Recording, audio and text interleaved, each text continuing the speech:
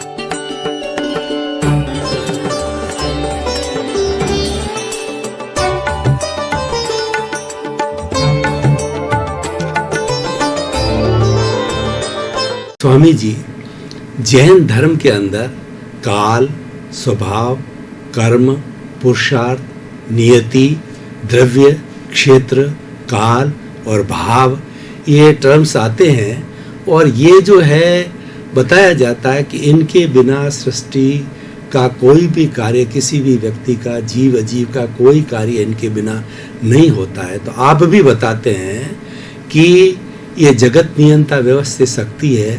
तो हम इन दोनों बड़े बड़े सिद्धांतों को किस तरीके से एक दूसरे का पूरक मानते हुए और किस तरीके से लोगों को ये बतावें ताकि जिसकी जैन धर्म की अटूट मान्यता है वह भी इसको समझ जाए कि वही आर्ट ऑफ विजन वही है और आध्यात्म विज्ञान वही है जो हम ये समझ रहे हैं, कोई डिफरेंस नहीं। द्रव्य, क्षेत्र, काल, भाव और भावी, ये 5 समवाय कारण बोलते हैं जैन समाज में, जैन धर्म में।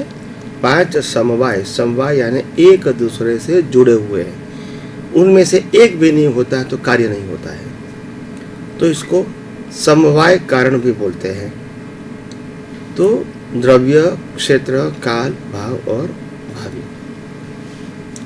द्रव्य का मतलब क्या होता है, पहले ये जानने की कोशिश करिए हम कि द्रव्य क्या होता है। द्रव्य का मतलब होता है आत्मा, जो सनातन है, जो चेतन है। बिना चेतन न कर्म चार्ज होते हैं और बिना चेतन न कर्म की भुगतान होती है। तो पहले आत्मा का अस्तित्व तो होना चाहिए, ये पहली बात है, चाहे कर्म का बंध लेते हो या चाहे कर्म की भुगतान करते हो। तो फिर पहले द्रव्य, फिर क्षेत्र का मतलब होता है आपको कर्म की भुगतान करने का प्लेस। अगर प्लेस नहीं होगा तो भी रिजल्ट नहीं आएगा। आपका जन्म जहाँ होने वाला है वही प्लेस पे होगा, आपका मृत्यु जहाँ होने वाला है वही स्पेस पे जाओगे, आपका मृत्यु होगा। तो ये स्पेस भी कोई भी कार्य के लिए जरूरी होता है।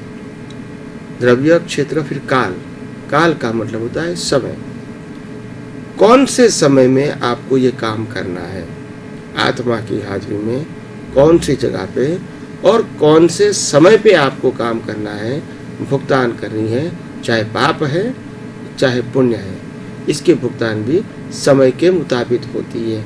उसका बिगिनिंग और एंड को समय कहते हैं। फिर द्रव्य, क्षेत्र, काल, फिर भाव आता है।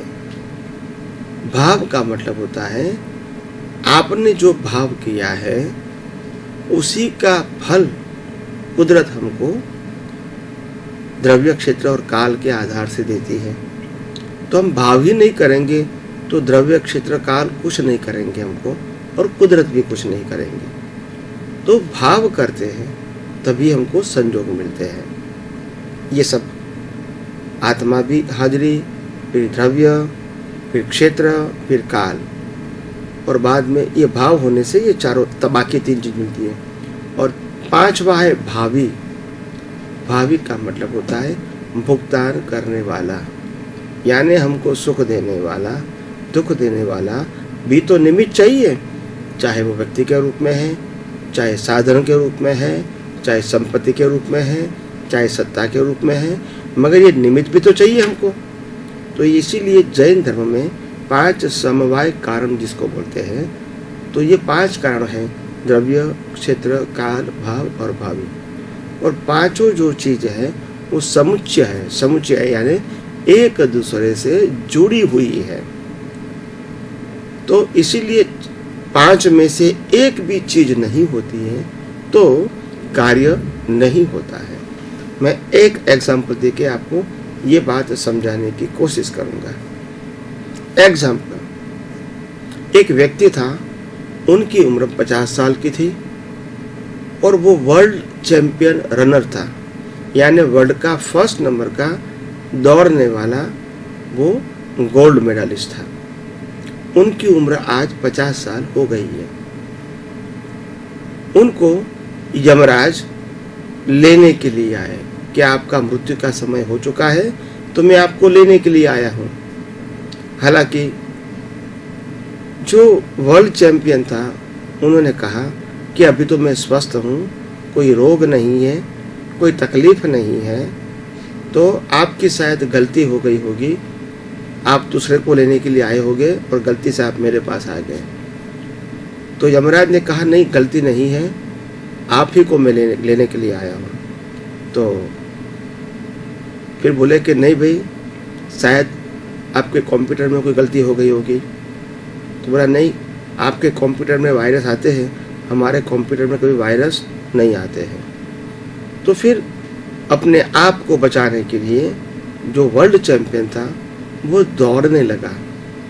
अभी आप समझ सकते हो कि आदमी गोल्ड मेडल लेने के लिए फास्ट दौड़ेंगे या अपनी जान बचाने के लिए फास्ट दौड़ेंगे।